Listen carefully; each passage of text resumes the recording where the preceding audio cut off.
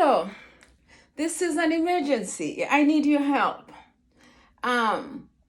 Utah Senator Cullimore is going after me. If you don't know the details, I'll try to give you a summary of what's going on.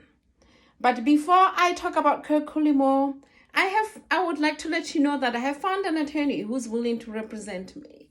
The attorney is in the state of Utah. His name is Zach Myers.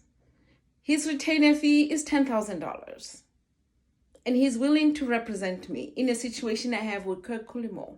Now, a few years ago, and I don't remember the precise year because that's how I'm dealing with the trauma. I'm trying to forget. I'm just going to say about 3 years ago. I can dig up the days if I need to.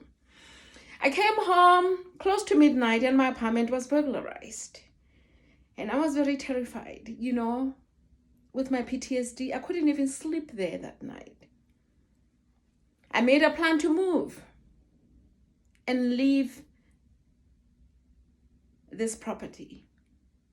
The next day, that is after the burglary, was the 4th of July. U-Haul was closed. I'm explaining this so that you see why it was difficult for me to vacate the premises on the 4th. And I had my activist friends and family gathered to help me move out.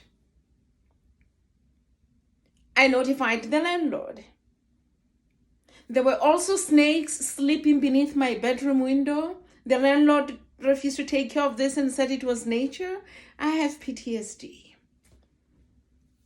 Not too long before this incident with the burglary and the snakes, there was somebody who stole the tags on my vehicle. The paper things that are posted on your vehicle, the IDs that are posted on your vehicle after you purchased it. They were stolen from the same property in my parking stall. Not too far from where I parked my vehicle, maybe a year or two before the theft, a girl was shot and killed. The same property. While living in that area, Callaway Apartments, I had a stalker. One stalker I had met at the McDonald's. He didn't know where I lived, but he followed me home. When I say he didn't know, I didn't tell him where I lived, so I didn't expect him to know where I lived. A similar situation was concerns a gentleman who was a former judge in the state of Utah. I had met him on Plenty of Fish. I told him to leave me alone and he wouldn't.